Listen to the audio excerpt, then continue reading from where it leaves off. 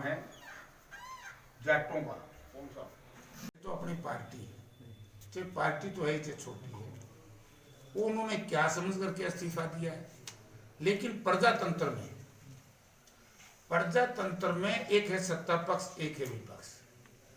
और जनप्रतिनिधि जब विपक्ष का होता है तो उसने कम से कम जनता की आवाज को विधानसभा में या एमपी है तो लोकसभा में उठानी चाहिए। अभय सिंह ने जो इस्तीफा दिया वो जाने क्यों दिया है, क्या कारण है, क्या वजह है। क्योंकि जब इस्तीफा देना चाहिए था ये तो उस वक्त देते जिस वक्त ये आंदोलन शुरू हुआ था।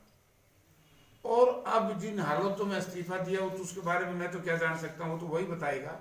लेकिन मैं ये कह सकता हूँ कि इससे विपक्ष की जो एक ताकत थी, जो विपक्ष बड़ी मजबूती से विधानसभा में अविश्वास प्रस्ताव ले रहा था, एक तो अभय सिंह इस्तीफा दे गया क्योंकि इसका वोट भी मुझे ऐसा लगता है कि सत्ता पक्ष को तो नहीं देता, विपक्ष को देता।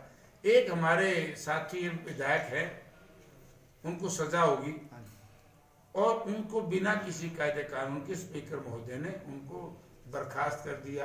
तो दो के निकलने से बीजेपी को ताकत मिली है। तो इस आंदोलन में, इस लड़ाई में कम से कम ऐसे वक्त पे इस्तीफा नहीं देना चाहिए था, बल्कि अभय सिंह को अच्छा ही होता, जो मेरी अपनी राय है, कि वो असेंबली में जाता और इसके सरकार के खिलाफ लड़ता और जो 3 किसान विरोधी कानून हैं उनको लेकर के सरकार के खिलाफ मतदान करता, ताकि हम इस सरकार को गिराएं।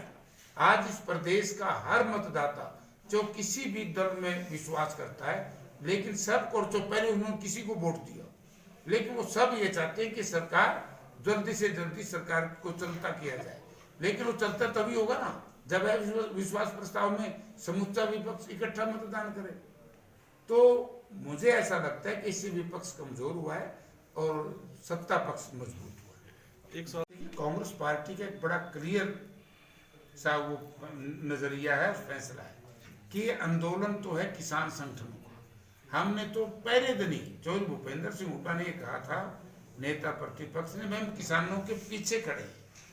तो आंदोलन को तो हम लीड नहीं कर रहे, आंदोलन को लीड रहे किसान संगठन। लेकिन हमारा जो कार्यकर्ता है, हमारा जो साथी है, हमसे जो विचारधारा से जुड़ा हुआ है, आज वो या तो दिल्ली की सीमाओं पर बैठा है, धरना दिए बैठे है, या ये टोल प्लाजाओं के ऊपर, रिलायंस के पेट्रोल पंप्स के ऊपर। मतलब हमारा हर साथी इस आंदोलन में भारतीय किसान संगठनों के साथ खड़ा है और यही हमारी ड्यूटी है। एक सर अंतिम सवाल और है सर,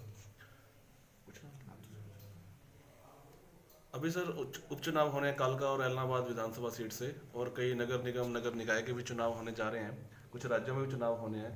तो इस चुनावों के लेकर जहां बीजेपी सरकार की किरकिरी हो रही है किसान आंदोलन को लेकर, कृषि कानूनों के विरोध में, तो कांग्रेस पार्टी उसका कितना राजनीतिक लाभ ले पाएगी सर? देखिए, एलनाबाद और कालका में हमारे यहाँ 2 बाई इलेक्शन अभी होने हैं। अभी तक तो मेरे ख्याल में आज तक तो नोटिफिकेशन नहीं हुआ है। जब भी ये होंगे, क्योंकि किसान और मजदूर और व्यापारी ने, कर्मचारी ने निर्णय लिया है कि वो कांग्रेस पार्टी के पक्ष में मतदान करेगा। दूसरी पार्टी को वोट देने का फायदा क्या है?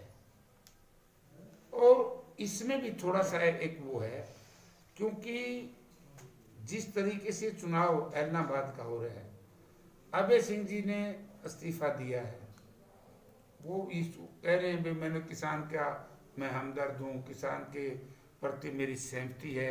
लेकिन वो एक इस परिवार में बड़ी प्रॉब्लम है। इस परिवार के 4 विधायक हैं मेरे हिसाब से। अभय सिंह थे, दुष्यंत थे, दुष्यंत की माता जी, और चौधरी रणजीत सिंह। चारों आदमी एक ही बात कहते हैं, हम चौधरी देवलाल की नीतियों पर विश्वास करते हैं। अब जनता